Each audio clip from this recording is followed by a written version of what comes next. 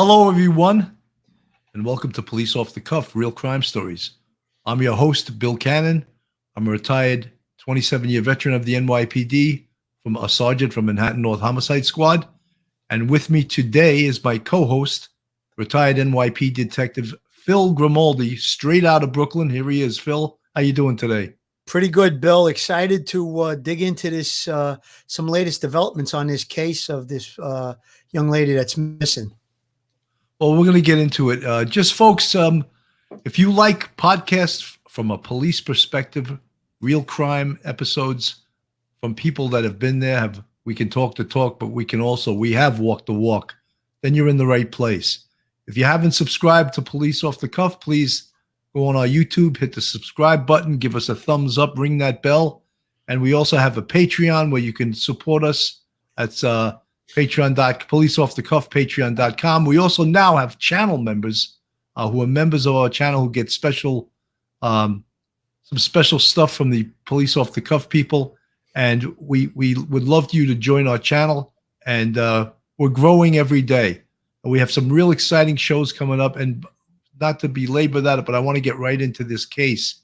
Gabby Petito, this case has caught the imagination of the entire nation. And everyone wants to know what happened to Gabby. And we want to know that too. And we're going to just update you on some of the things. And Phil came up with something very interesting that occurred very recently. He's going to talk about it right now. Yeah, Bill. Apparently on August 18th of this year, right around the time that Gabby and Brian were involved in that dispute where the police were called and interacted with them, which was on the 12th of August, in that same area, not far away, there was a double homicide of Michelle Turner, who I believe is 38 years old, and Kylene Carol Schlute. I don't know her age, but they were a couple. They were recently married, and they were killed. And the way that they found out that they were missing, neither one of them showed up for work, and obviously some phone calls were made, and they were found dead of gunshot wounds, I believe.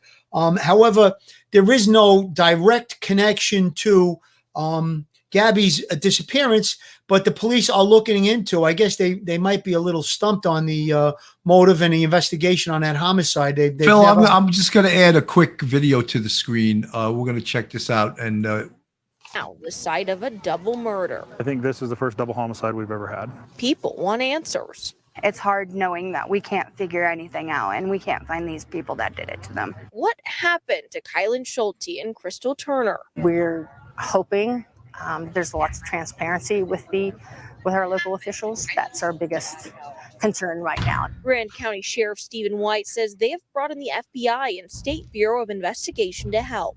Everything is being done that we can possibly do. That's why we've asked for the additional resources. We want to make sure that we do this thorough, we do it complete, and we do it right. He says deputies are working extra hours, extra shifts. We're not taking anything off the table. We're investigating this at every possible avenue for every possible thing. Everyone in this scenic town is searching for answers. If you're scared or anything or know anything, just come forward because they deserve it. They deserve justice, no matter what. The sheriff says they have received a lot of tips, but they are hoping people will continue to call in as this investigation is ongoing. In Moab, Sydney Glenn, Fox 13 News. coincidence, or is it connected? Well, here's the thing. I don't know the location of where they were actually found, but I believe that it had something to do with a campsite or something to that effect. And there was talk that they maybe were concerned about someone in and around the campsite. So it looked like Gabby and Brian were traveling and stopped in locations, stuff like that. So I guess it definitely warrants a look at law enforcement to see if there's a connection, since these things both happened. And with the behavior of Brian since the incident took place, being totally uncooperative, going back home to Florida, acting like nothing ever happened with Gabby's vehicle. So the suspicion is obviously pointed directly at him with regards to her disappearance, and possibly there could be some connection to this homicide. Earlier today, I saw I've been really monitoring the news for the last few days on this case, and there was the Northport police police information officer. They called him a PIO, public information officer. Gave some information and said that in the last 24 hours they have made some progress regarding the missing persons investigation. They said we are not close to finding out exactly what happened just yet, but we did make a lot of progress in 24 hours. I think that that's a hopeful sign that maybe there was some forensic evidence recovered regarding the van, or perhaps cell phone evidence that could be pertinent to the investigation. I think that with the fact that he came back to Florida, he traveled from probably Utah or somewhere in the Midwest of the country. So there's going to be stops for gas, stops for food, that they could look at credit card receipts. And in these locations, it's only been a couple of weeks. Most video systems will go back 30 days. They can look at these things to see if she was present with them, let's say getting gas or stopped for food or something like that. And then the period of time towards the end of the month when we believe she may not have been with him in his travel back to Florida. You know, Phil, I want to mention that always comes up in these cases like this is that the term person of interest. And it's so logical, of course, that Brian Laundrie is a person of interest because he was the last person seen with Gabby. He's her fiance. They shared the van together. His behavior at present is quite suspect in lawyering up and refusing to talk to the authorities. That is what a person of interest is. Now, it's up to law enforcement to get the evidence necessary to either produce evidence against him that they can charge him criminally or come up with what happened to Gabby Petito.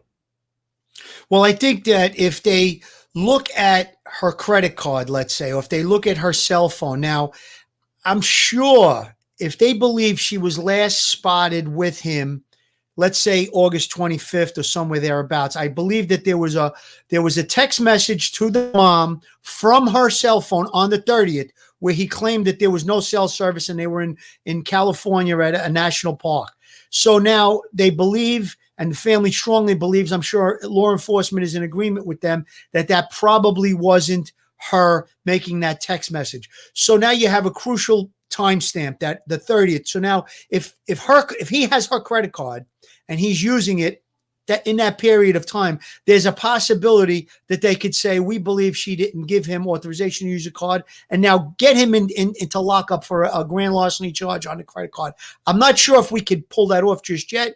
Maybe there's more possible ways to figure out time frames through the credit cards, the cell phones, all the different investigative techniques that I'm sure are being used. We read out last night that the FBI is involved in this case. We read out the phone number.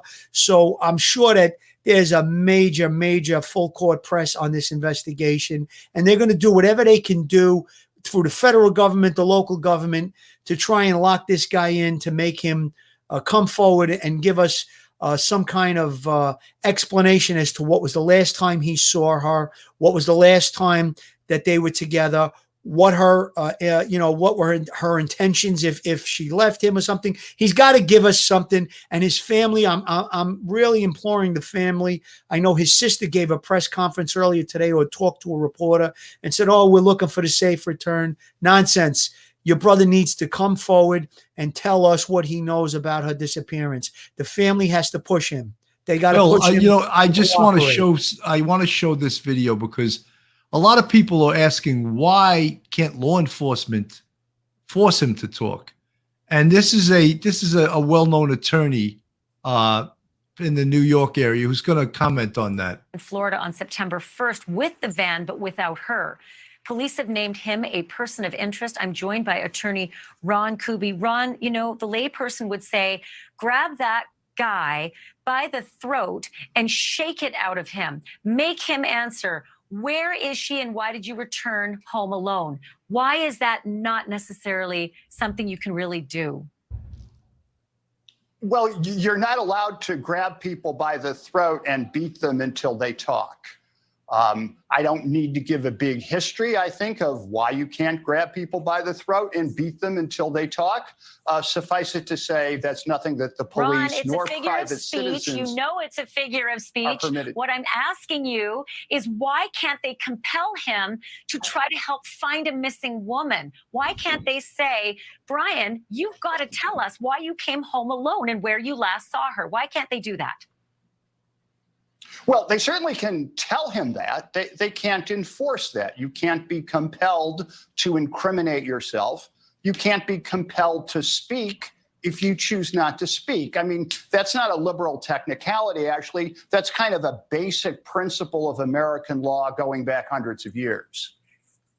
So let me play this moment from the body cam video of the last known video that we have of her, and it's very distressing. She and Brian have been involved in some kind of a domestic altercation. A witness calls the police. They catch up with them down the road, and then this is what they capture on the body cam. And I want to take special note about how tender the police officer is in how he's asking Gabby a question. Take a look.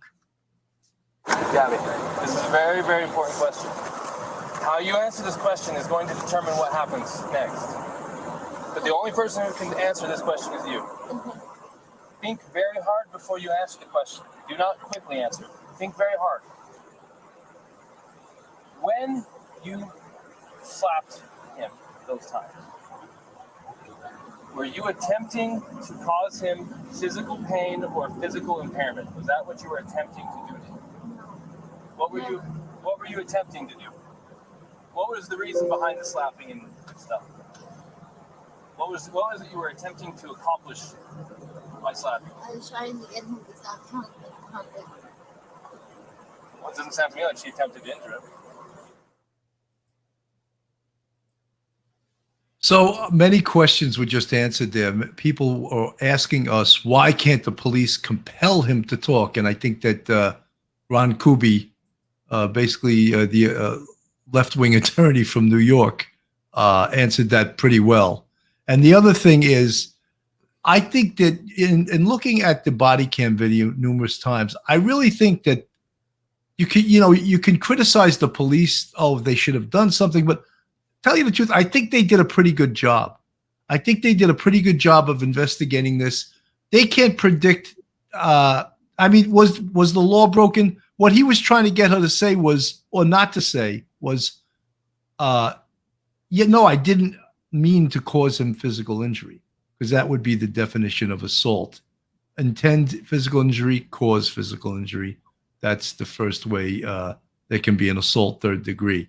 So she said, no, I didn't intend to do that. I intended to do this. And he was satisfied with that answer. And based on that answer, she wasn't arrested.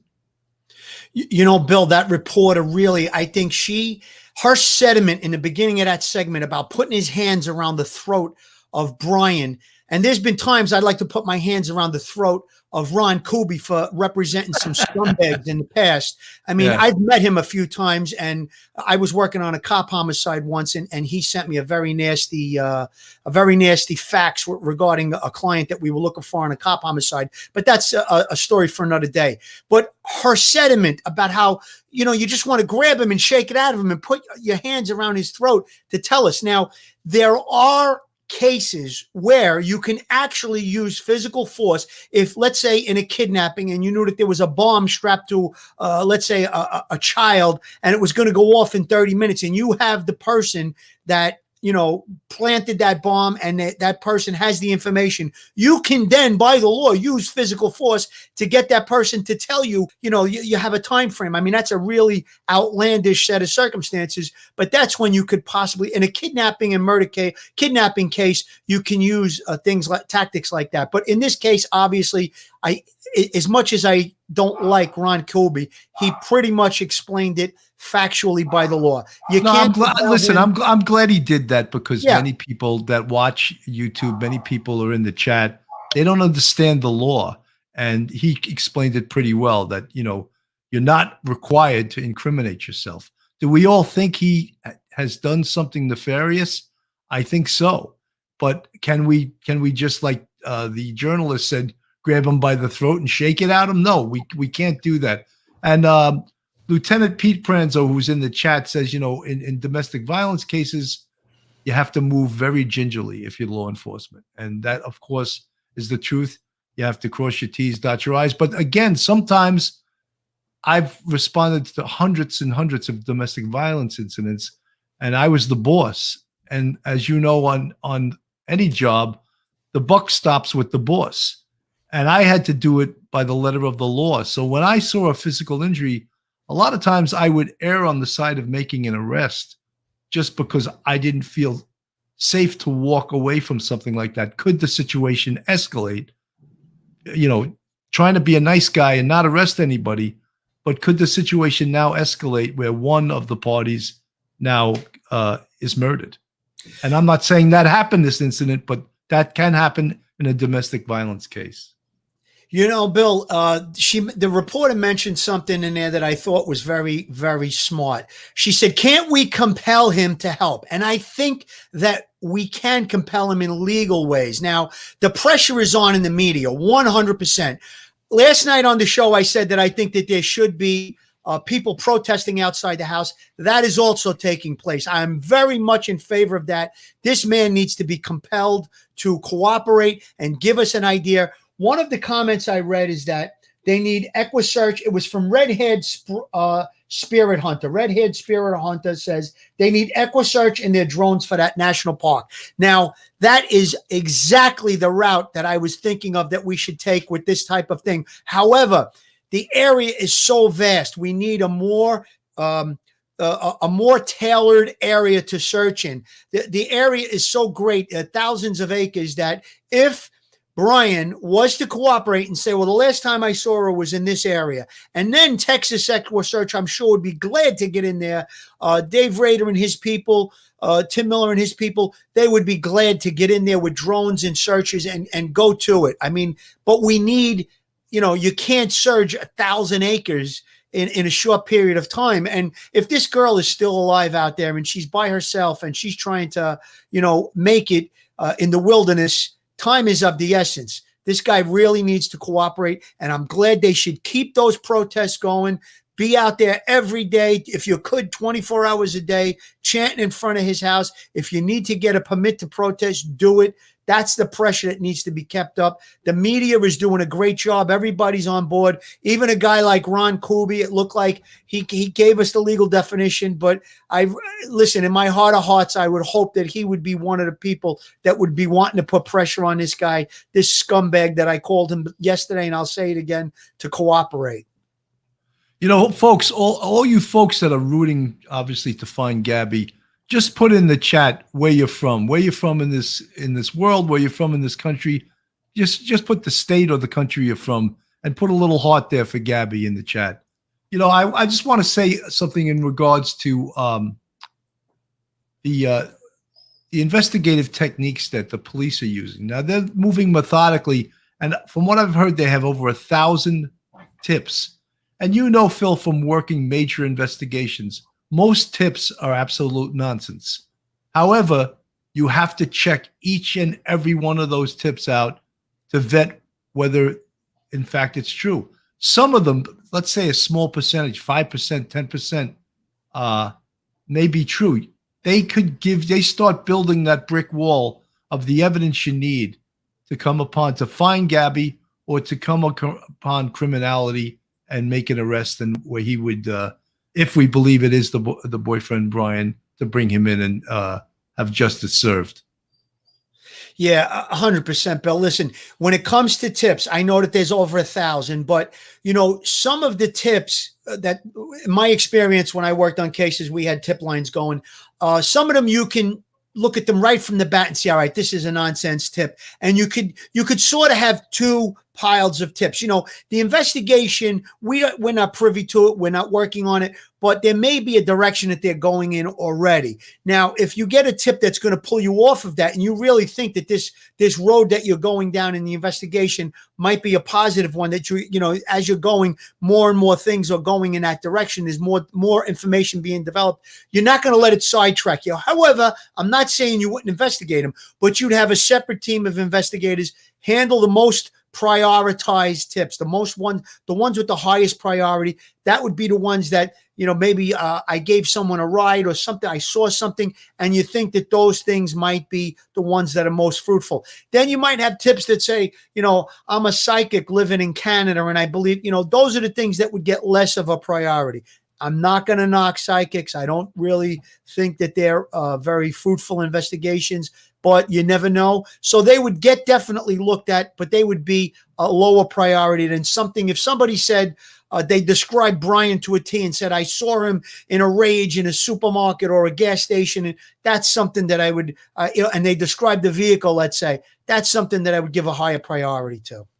Phil, I'm just going to put this video on the screen also. This is about searching in that area, how difficult it could be. FBI has a critical role in this because there are so many agencies working on this single case across the country, but they do have a lot of work cut out for them.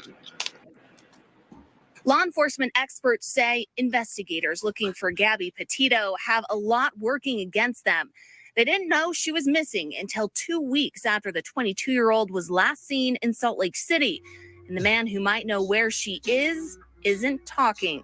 Let's just be clear. He looks guilty as hell. While Brian Laundrie is within his legal rights to stay quiet, former Salt Lake County Sheriff Jim Winder says it is detrimental to the investigation. This situation where Mr. Laundrie has essentially clammed up poses a problem of significance for law enforcement. If he continues to take the tack that he does, they're going to be in a real tough position. Yet Brian doesn't have to say anything to investigators. It's good advice, but again, depending on what side you're on, it's frustrating. With Brian refusing to talk, physical evidence becomes critical.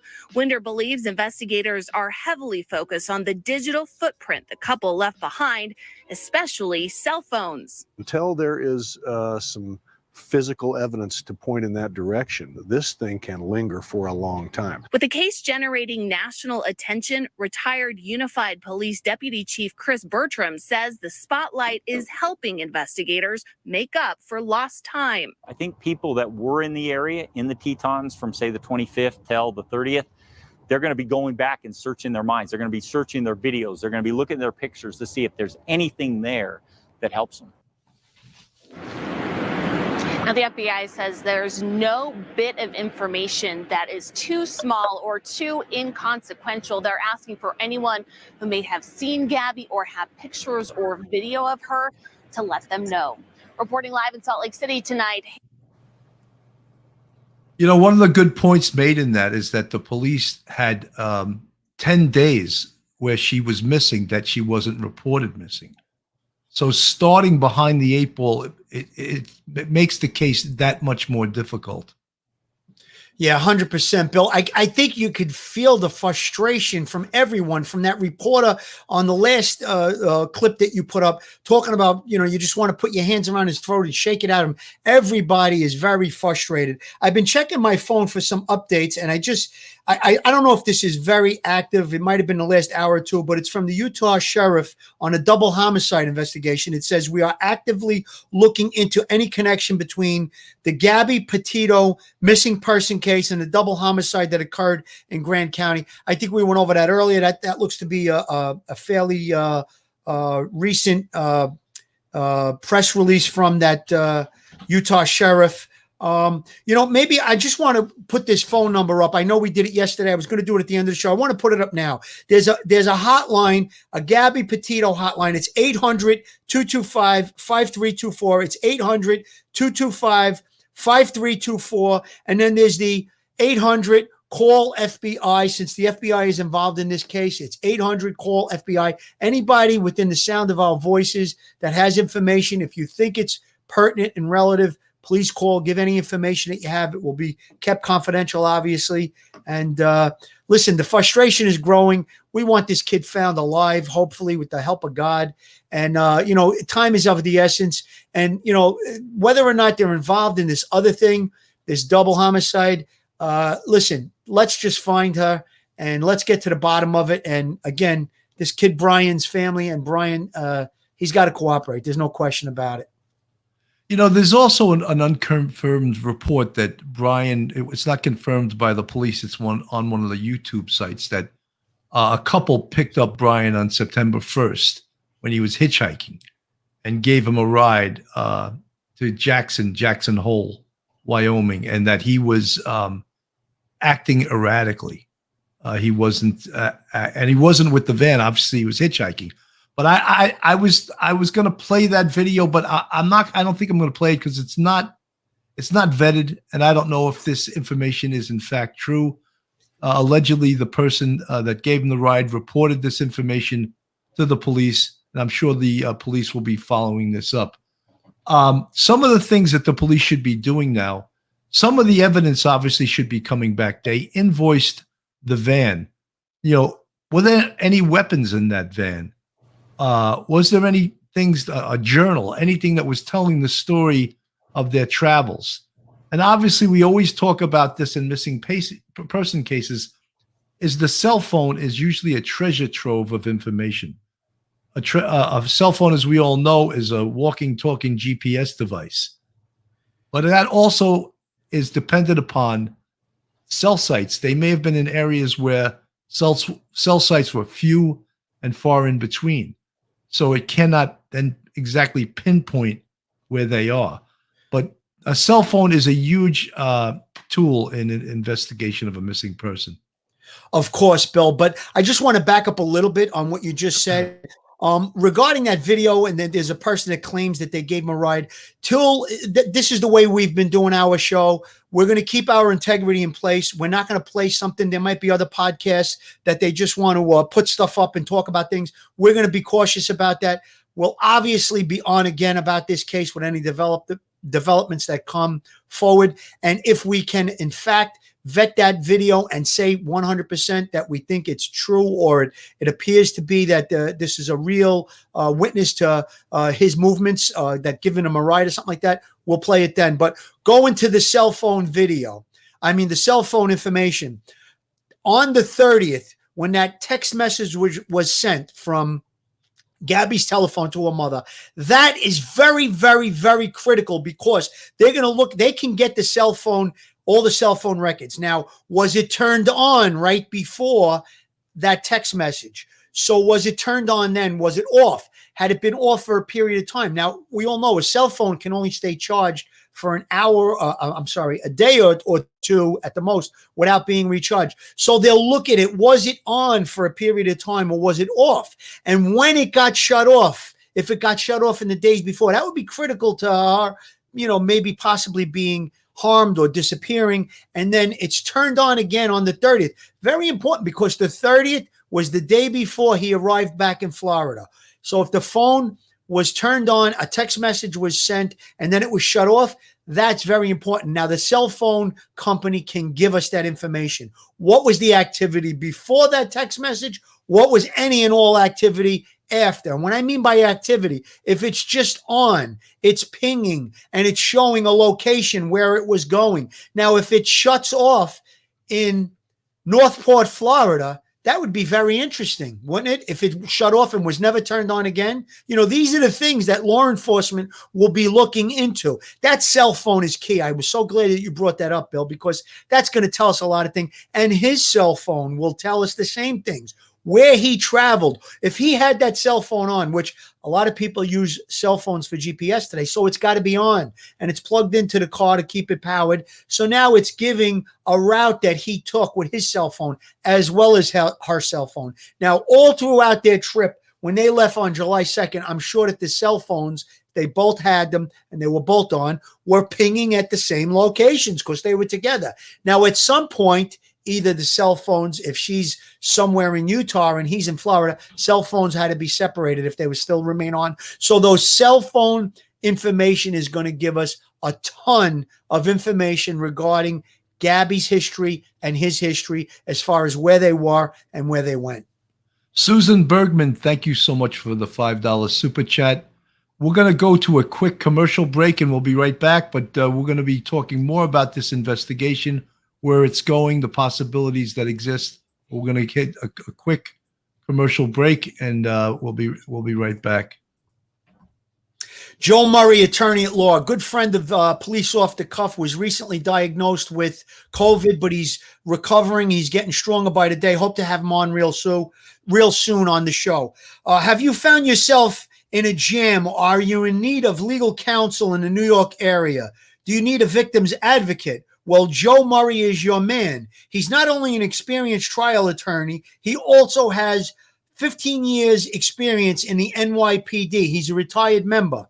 He knows both sides of the fence. His website is jmurray-law.com. That's jmurray-law.com. And his telephone number is 646-838-1702. That's 646-838-1702. Or you can email Joe at joe@jmurray-law.com. That's joe@jmurray-law.com. Keep getting well, Joe. Folks, Police Coffee is an officer-owned business dedicated to crafting the finest coffees and blends. Police Coffee provides you with the freshest coffee available. Each batch is roasted fresh by people who know what it means to stay vigilant. And our specialty coffees do not waste one drop when flavor is concerned. Our coffee is some of the best you'll find, but it also helps serve an important cause, giving back to our community. 50% of our profits go towards helping family members of police officers who fell in the line of duty. To order coffee and related products from policecoffee.com, go to the website. There are over 7 types of coffee to choose from, and 50% of the profits go to officers' families in need. For a 10% discount, use code OTC10. That's off the cuff 10. Policecoffee.com. That's where you go to order the coffee. Folks, one of the things someone asked in the chat, and I thought it's a good question, is how could the police seize that van? And I'll tell you how. First of all, Brian didn't own that van. That van belonged to Gabby. So right away, they could take it for that reason. But keep in mind, they need a search warrant. So they have to go to a judge and say, look, this is why we want to seize this van, because the boyfriend is home. His fiance is missing. It's her van. We want to search the van. I think almost any judge in this country would issue a search warrant for that. And that's I'm sure, what has occurred regarding that van. I'd like to expand on that a little bit, Bill. I think that's a ground ball. And the reason I call it a ground ball is this. There's numerous videos of them together in the van throughout the summer, from July 2nd when they left all the way up until around the 25th. There was obvious that they were together in that van. Now he goes back to Florida. It's quite suspicious. He carried on his life. She's listed as a missing person on September 11th, after there's no contact from her for weeks, and after the family tried to reach him, tried to reach her, and tried to reach his family with no response, a missing persons case was generated. And it's an easy one to say, we believe that the van, which belongs to her right off the bat, could yield some evidence regarding her whereabouts. So that's a ground ball for any prosecutor, district attorney, or law enforcement agency to get a search warrant on that. You know, one of the most important things in a case like this, especially a national case like this, is to use the media to your advantage. The media can both help and hurt you, but in a case like this, they can really, really help you, because chances are there's people that are out there that have seen Brian in situations when he wasn't with Gabby. And any little tiny bit of information that people can call in can help the police.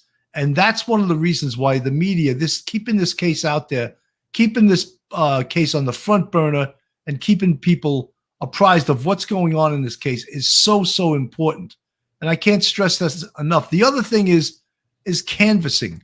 And canvassing is just going around the neighborhoods where they were last seen and handing out flyers, just flyers that have a picture on it. And believe it or not, it's old-fashioned police work, but handing out a flyer like that may ring someone's bell in their brain that says, oh, I saw that girl on such and she was arguing with some guy. All of those things can help, and they can help people just ring a bell in their brain, and maybe they'll say, I saw that person. And believe it or not, canvases in the area where she was last seen, or an area where we may have information that she's missing from, can help tremendously. Listen, I want to applaud the media. The media has done a tremendous, terrific job. I mean, everywhere you see, if you turn on a television, a radio, a computer, they're showing a picture. Bill, great point. When you hand out flyers with a picture, it might spark somebody's interest. Generally, people don't like to get involved in things. So maybe they saw something, they didn't call 911. I mean, I see things sometimes. If I see a little minor fender bender and the people are talking, I might not call 911 on something like that. But if I see people are injured, I'll get out and help, or I'll call 911. So maybe that picture could be very, very helpful in sparking someone's memory on something that could have happened weeks ago, months ago, even with this case. So it's really starting to drag on. So it's definitely important and pertinent. I just want to talk about one of the comments in the chat. It's Fusim286 says, the problem is that he, meaning Brian, isn't even trying to rule himself out by alibi. I think that's a great point. Come forward if you got nothing to do with this. If you're innocent, Brian, and I'm talking directly to you, Brian, if you could see this, if you're watching, rule yourself out as a suspect. Tell us what you know. Give us your alibi. Tell us why you parted ways with Gabby. That's a great question that person put up. You know, Phil, I just want to share the screen again with I want to show the body cam video, because I think this is such an important video that everyone sees, that everyone knows about. And let's just give it a play right here. Subject just hit the curb. Correction, speed limit is 15. I'm about 3/4 of a mile into the arches, just before the gate.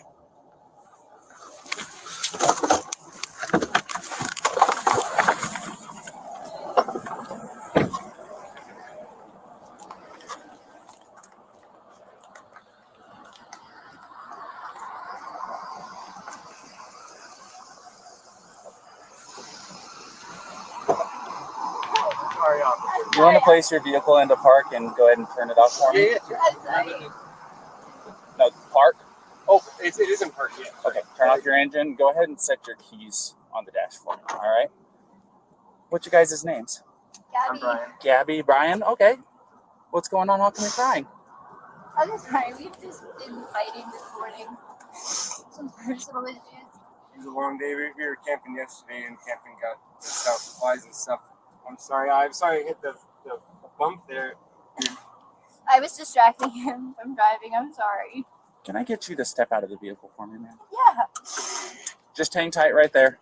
Do you mind if I take your keys and just put them on your hood? You got it. SO2T9. I have the female that was on the passenger seat separated from the male. Keys are on the hood. You want to tell me what's going on? Yeah, I don't know. It's just some days I have really bad OCD. Okay. I was just cleaning and straightening up back of the van before, and I was apologizing to him and saying, I'm sorry that I'm so mean, because sometimes I have OCD and sometimes I just get really frustrated. Not like mean towards him. I guess my vibe is like I hear him be like in a bad mood. And I was just saying, I'm sorry if I'm in a bad mood. I've just been really stressed. I had so much work I was doing on my computer this morning. What do you do for a living? Well, I used to work at an organic juice bar, but I just quit my job. Okay. I was a nutritionist. That was my That's job. cool. And I just quit my job to travel across the country. And I'm trying to start a blog. And have a blog and stuff. So I've been building my website. So I've just been really stressed, and he doesn't really believe that I could do any of it. So that's kind of been like I don't know. He's like down there. I don't know. We've just been fighting all morning, and he wouldn't let me in the car before. And then Why wouldn't he let you in the car? Because of told your me OCD? He told me I needed to calm down. Yeah, but I'm perfectly calm. I'm calm all the time, and he really stresses me out. And this is a rough morning. Well, why don't we do this?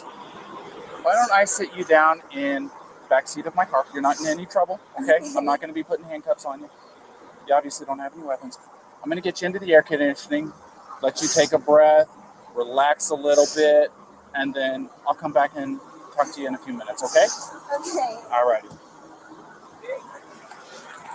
Get going and get our day going because we want to go like arches before this stuff like that.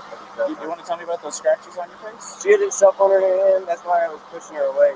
Because she wanted me. I locked the keys so I could walk away. I said, let's just take a breather and let's not go anywhere. Let's just calm down for a minute. She was getting a little worked up. And then she had her phone and was trying to get the keys from me. So that way, I was just trying to. I know I shouldn't push, but I was just trying to push her away to go. Let's just take a minute, step back, and breathe. And you see, she got me with her phone. Can I see your hand? Oh, you got a mark right here. Oh, that's from a wire. That's from a wire? Yeah. You want to tell me about hitting that curb? Hitting the curb was her grabbing the wheel. She grabbed the wheel? Yeah. She said, I can't believe we're getting pulled over, and then she grabbed the wheel. What about the speed? Did she take over the... I saw the pedal on you? If I was going fast, I'm sorry. No, it's probably just the moment of, like, I'm still shaking now. The adrenaline, seeing the lights flashing up, and then her gripping the wheel. So if I sped up, I'm sorry about that. Or if I was speeding beforehand, I'm sorry about that. Yeah, it took quite a bit to catch up to you. So, yeah. I'm sorry about that. We're just going into the park again to get water because we have a 6-gallon water container to fill up. So we're just grabbing water for the hike. Okay. And I was trying to keep everything calm and quiet because there's plans still to go for a hike, but then she gets. I'm really sorry about that. Of course.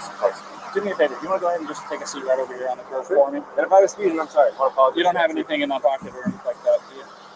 Nope. Just the wallet? All right. And then, do you mind lifting your shirt so I can check the waistband? I got turn around for me real quick. Perfect. Nothing. I just want to make sure. That's all, man. Go ahead. Do me a favor. Take a seat. All right. Oh, do you have your ID on you? In the car. Do you want to come with me? No, we'll just do this. Just go ahead and take a seat. You come with me. I'll give it to you. Oh, you're fine. What's your first name? Brian. Brian. Is that Layman spelling? B-R-I-N. Yeah, and L-A-U-N. And then your last name? L-A-U-N. L-A-U-N. D-R-I-E. D-R-I-E? Yep. Laundry? Mm-hmm. Okay. What's your date of birth, Brian?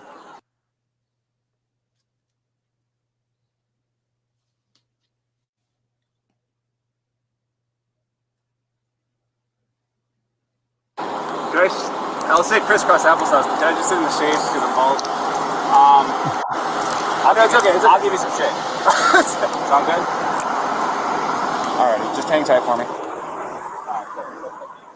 SO229. I need a 29 name and date of birth. I'm Alex Manos. I buy classic cars in any condition. So, Phil, it's one of the things I notice about that car stop is how nice they are. I was never that nice on a car stop, I'll tell you that much. No, I gotta tell you, I gotta comment on that. If you look at the whole tape in its entirety, they were super professional. I think they handled it perfect. She started to calm down, and there was obviously mutual combatants here. I mean, listen, the fact that they didn't make an arrest in the case, the only one that we thought could have been arrested would have been her for striking him. However, they were mutual combatants. But that's August 12th. Her family knows that she was alive, and they believe having conversations and stuff like that all the way to August 25th. So I don't want a Monday morning quarterback what those police officers did. In my eyes, they did everything perfect and by the book. I don't think anything that they would have did on that date would have changed the outcome now. I don't think that they were in a position to make a collar. She didn't want him arrested. He didn't want her arrested. Everything seemed to calm down. It looked like two kids that became emotional. I mean, there was no serious injuries or anything like that. And I got to tell you, I think they handled it great. I mean, that was textbook police work. Wouldn't you agree, Bill? I mean, what's your... something, it's easy to Monday morning quarterback now that you know that something nefarious looks like it happened. I think they did a pretty good investigative job. They gave her the benefit of the doubt. If anyone was going to get arrested, believe it or not, in my view, it would have been her. Agreed. But one of the things I didn't like the amount of times he apologized. Oh, I apologize for breathing. Oh, I apologize for hitting the curb. Oh, after a while, if I would say, hey, dude, shut up. Just sit down. You know what I mean? Well, are you kidding me? You know what that was indicative to me?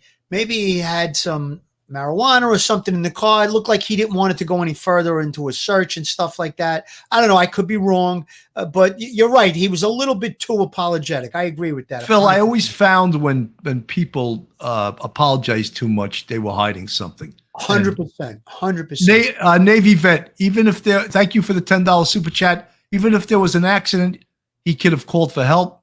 running home with her vehicle makes him look so guilty. 100%. That's what we're all concerned about. Is look, we watch this tape and we see, or this video, and we see that they both seemed a little bit out of sorts. She admittedly has OCD. He doesn't seem totally right to me either. Did they both have some type of mental health issues? But now we can all, when we watch these things, we all have the benefit of 2020 hindsight, because we're watching this and we know now something nefarious happened, and we're all super, super, super critical of seeing. And to tell you the truth, I think the officers did a professional job. As I said, they were so. To me, I'm not used. That's not the New York way to be that courteous. I'll just tell you right there. That wasn't my way. I would have spent a little less time and gotten. Yeah, but I came across more authoritarian. I wanted people to know I'm the popo. I'm the police. You know what I mean? I'm not here to be your friend. What's going on here? You know what I mean? I wasn't. I know. Look, maybe I'm not. That's why I retired 10 years ago. And maybe that's what they teach now. But I felt that my first job was to first protect myself, and second was to find out what occurred. And all that nicey stuff doesn't necessarily work in an investigation. Even at the point, I didn't play it to the point when he says to her, "What was your intent when you pushed him," or whatever. And had she said my intent was to hurt him, she would have got arrested. Sure. But she said my intent wasn't that. I just was trying to stop him from doing something. Yeah, and he was pretty explicit about how he asked that question. He said, "Think before you answer me," blah, blah, blah. But if you look at both of they were obviously both emotional, but he kind of handled it in a way that you would want a person involved in a dispute with, let's say, your daughter or your wife or whoever. He said, let's cool out and we separate. That's why I didn't want to drive, or I didn't let him in the car. And he explained, because apparently when they went to pull him over, you see the officer's body cam, he says he hit the curb. So maybe the officer was questioning whether or not he was intoxicated there. But he says, well, she grabbed my arm or whatever it was. And, or she grabbed the steering wheel is what he said. But I think she said somewhere in there that she grabbed his arm to tell him to pull over, that the police were behind us. So they were a little excited and emotional. But at the end of the day, when everything seemed to calm down, I don't have a problem with they separated them. He went to a hotel. She took the car because I believe it was registered in her name. And then at some point, they got back together the next day. And then, like I said, that was August 12th. The last known that they spoke with her that she was alive, the family, was August the 25th. So you're talking about a good 2 weeks, 2 weeks and a day to be exact, I guess it is. So I don't know how relevant that specific incident is regarding on what we see and what we know regarding her being, her disappearing. But there's probably a lot of things going on behind the scenes that we don't know about. Especially when we talked about the van, the FBI did a forensic analysis of the van. They've recovered stuff. They don't know if it has evidentiary value just yet. That's a tongue twister. But they're examining those things. And I'm sure that if there was something that was nefarious that went on or criminal in the back of that van, that there'll be signs of it and they'll be able to tell us that. Well, so, Phil, to that fact, Lieutenant Peter Pranzo, former NYPD lieutenant, amazing cop, former street crime guy.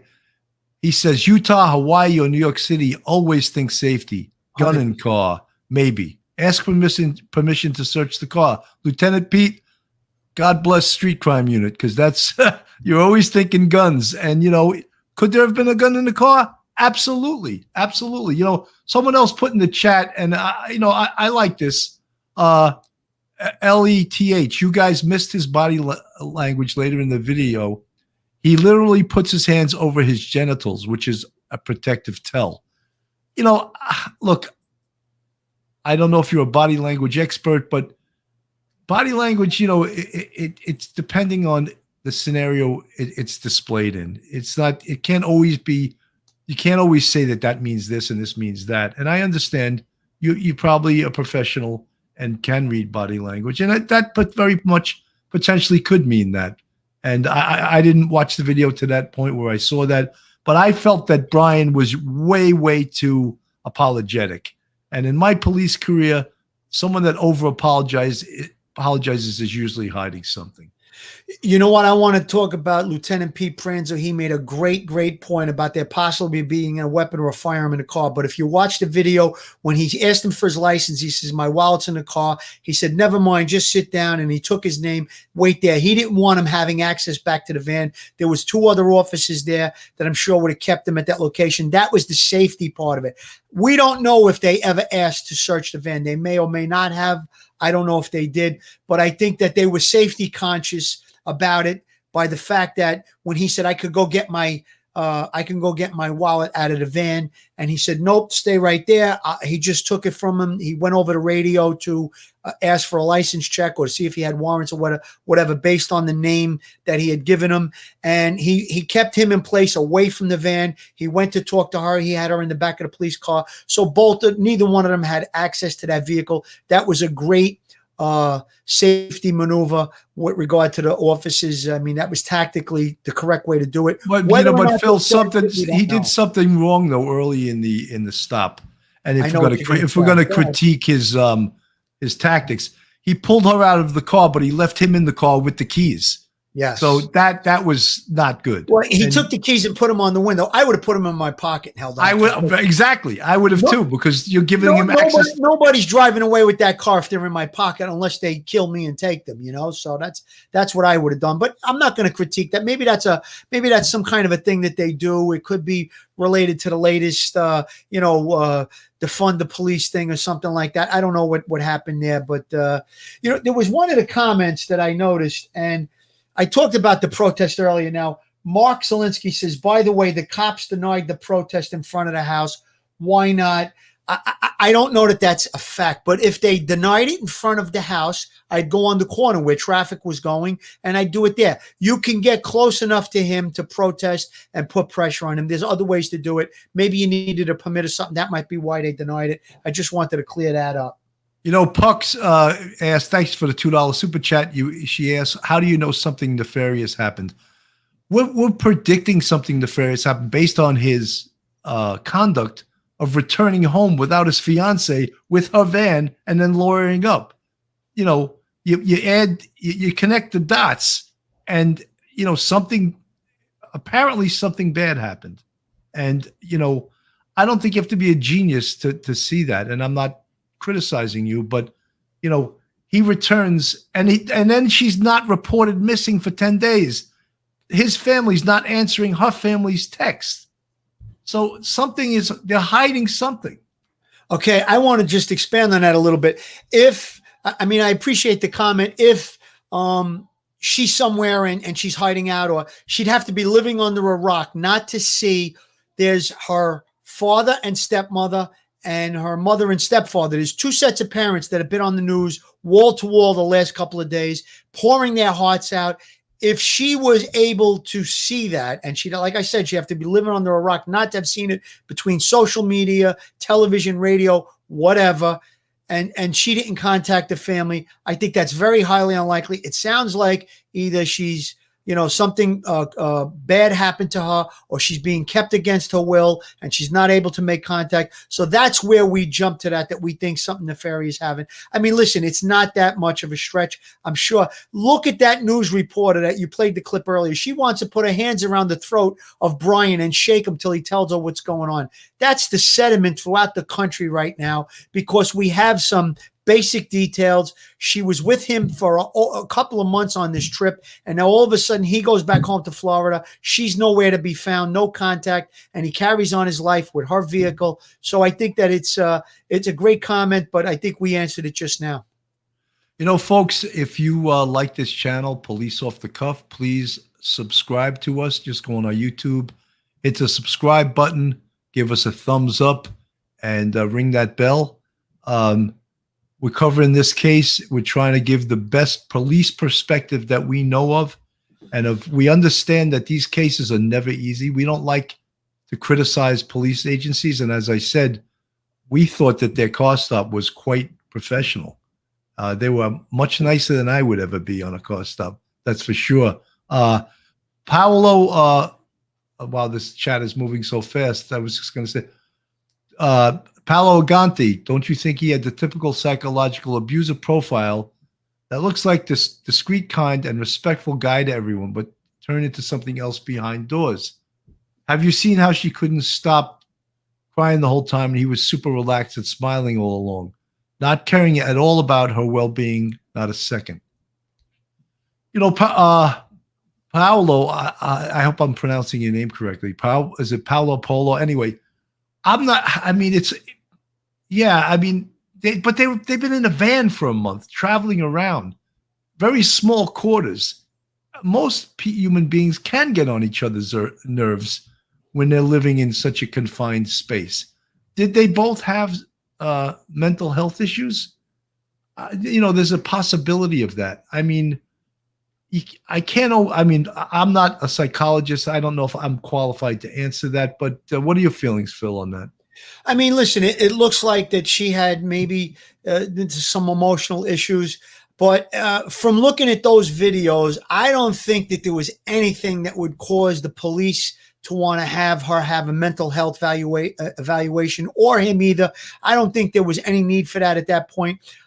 They seem to be in an emotional, mutual combatant situation. And when couples get into arguments sometimes, it should never, ever, ever escalate to where it's violent, where people put their hands on one another. However, it did it in a minor way at that point.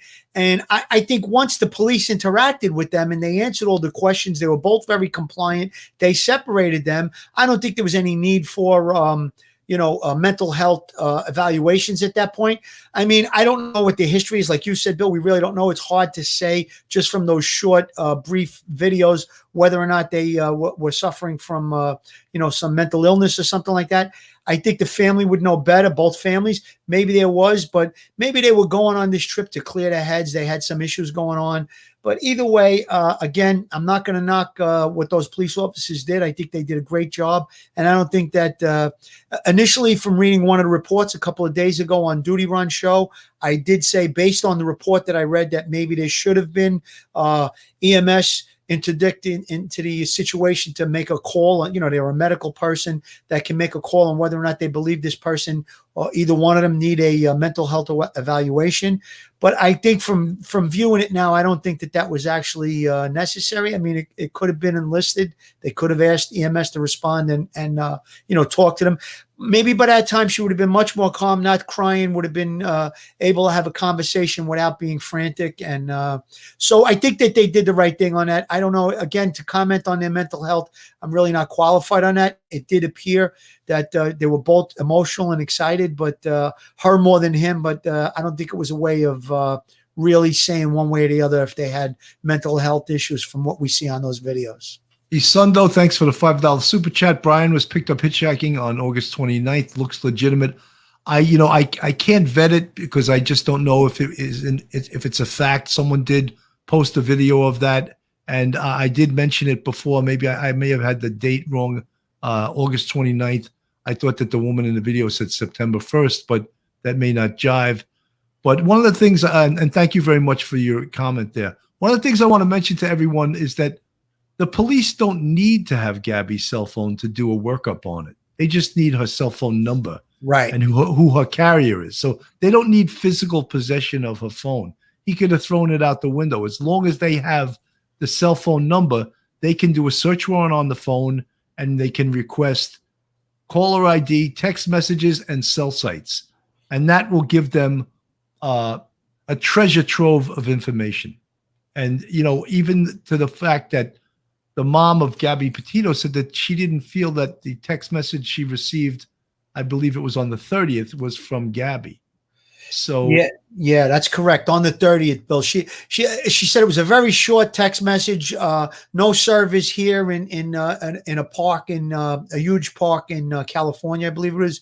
And she didn't believe it was from him. So it appears that she wasn't in control of that cell phone from that date, from the 30th. And then he arrives back home in Florida on the 1st. So he couldn't have drove from California to Florida in one day. So that's why everything is very suspicious at that point. So I think, the cell phone information, I think, is going to lead probably in the next couple of days. And if it does happen, we're going to jump right on it, and we'll do another show about it, is going to lead to areas that they may say need to be searched. Now, what I mean by that is this: if both phones show up for 8 hours in one location at a park or some area on the route that they took, I think that might be very, very important to the investigation.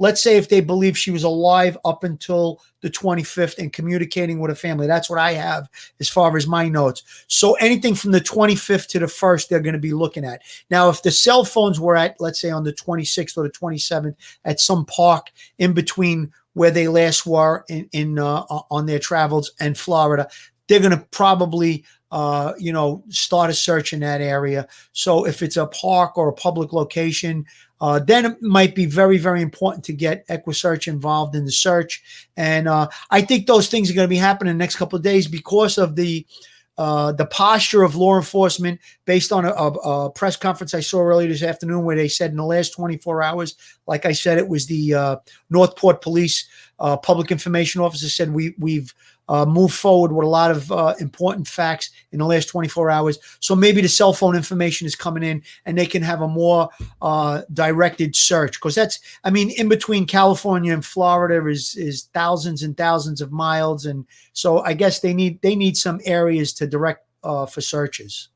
Chick Eastward, a good question. Why wait till September 11th to file the report if he returned on September 1st? Because obviously he did not report her missing, nor did his parents. Her family, when they were getting no communication from Brian and his family, they reported her missing. That's why there was a 10-day lag in reporting, which also, by the way, this is why this is a good question, hurts the investigation, because now you're 10 days behind the 8 ball in searching for Gabby, and that definitely does hurt the investigation.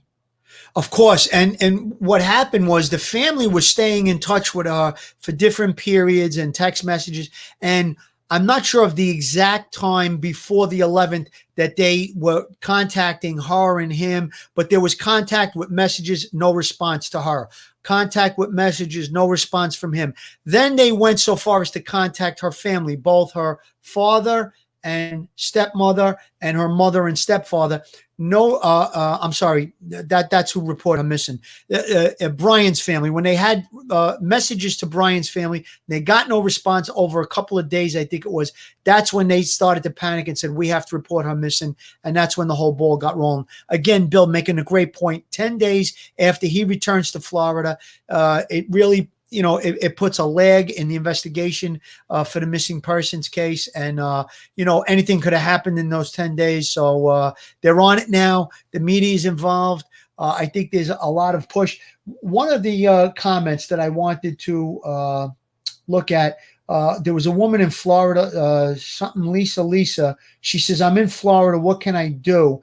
If you live in Florida, I don't know what part, if you're near Northport, maybe social media, throw up a picture of her, circulate it, she's missing. And if you're close enough to Northport to generate a protest, get a hold of other people and see if you can do it legally. I don't want anybody to, do anything illegal. But if you're in Florida and you want to help, do those things. Get on social media, circulate her picture that she's missing. We read out the phone number. We'll read it out again at the end of the show. And if you're near Northport and you can gather some friends and join in on a protest, but anywhere near Brian's home to get him to cooperate, do that. Those are things that would be positive. Take Pixie. Do you know why they think that there's a connection between the murder of the married couple in this case? I think just because of proximity, that they were in the same area at the same time. That's, as far as I know, not knowing any further information, that's the only reason that they're looking at this, which, makes sense to look at it, of course, because now we have Gabby missing and we have Brian acting erratically, at least in regards to lawyering up when his fiance is missing, and the fact that he was in the same location. And I guarantee you that the police know a hell of a lot more about what occurred than we know. So it makes sense to look into this, to dig a little deeper into this. You know, Bill, I want to expand a little bit on that. Like you said, it was the proximity. It was close to where they were stopped on August the 12th. And then the murder occurred August 18th, or the bodies were found August 18th. So for the police to say we're now looking into it, that there possibly could be a connection, maybe there wasn't a lot of leads. They were kind of stumped on that double homicide. And there may be something that we're not seeing, or we don't know. We don't have access to the case folder. We don't have privilege to all the information that's on the current investigation. There may be a reason that they put that out there. Maybe there is some type of a connection, and they're not saying it just yet. We don't know what that crime scene looked like, what evidence was recovered. So there could be something with that. I would say that, you know, there's got to be a reason why they put it together and they went public with it. They could have been doing that behind the scenes without making it public. I think that they want to get as much information out there as they can, maybe for both cases, the missing case and the double homicide, to see if there's people that might come forward with information. I don't know if I was on the double homicide and it was really hitting a brick wall, that there was no leads coming forward, and then this thing happened, I would definitely want to look at both. I don't know if I would go public with it, though. Maybe that was done intentionally, maybe it wasn't, but I think it's worth taking a look at because of the close proximity. It's only a few days difference, about 6 days difference between the August 12th incident where they had this dispute and the police were involved, and then the double homicide, which I guess the bodies were found on the 18th. So it could be a connection, may or may not be involved. Lily Rose, thank you so much for the $10 super sticker. It's very, very appreciated. Folks, you know, let's put a heart in the chat with where you're from under it, because we love to see where all our subscribers, all the supporters of Police Off the Cuff, Real Crime Stories are from. And let's put a heart that we find Gabby, and we find Gabby alive. Absolutely. That would be the most the best outcome we could ever look for in this situation.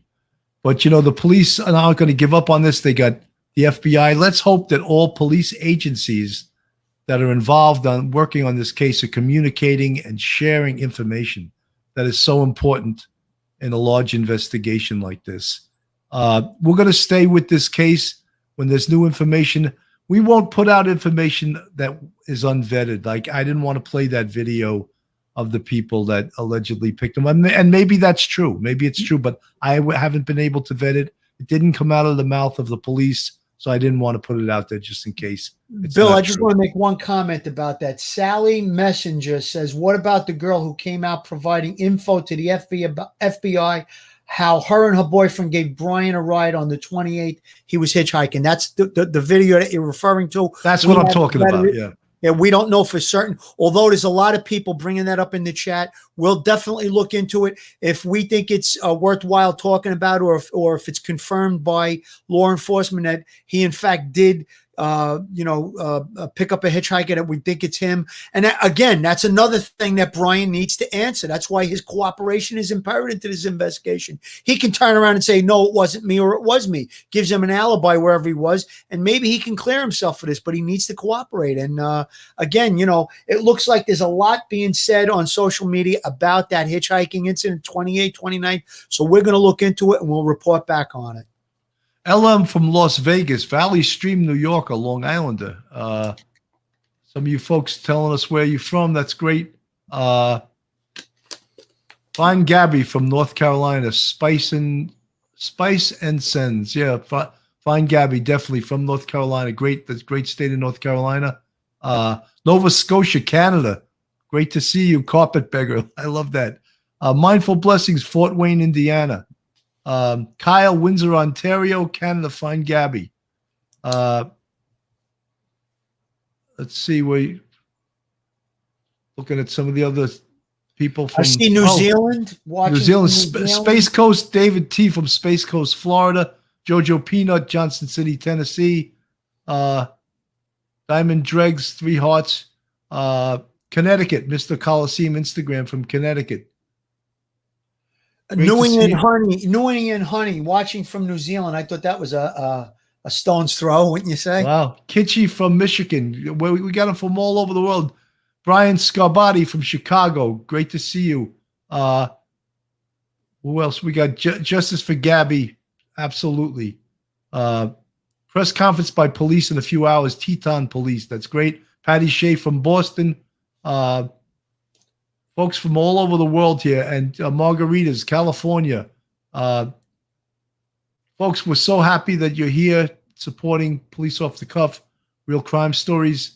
And if you're not subscribed to us, please go on our YouTube, hit the subscribe button, give us a thumbs up, ring that bell.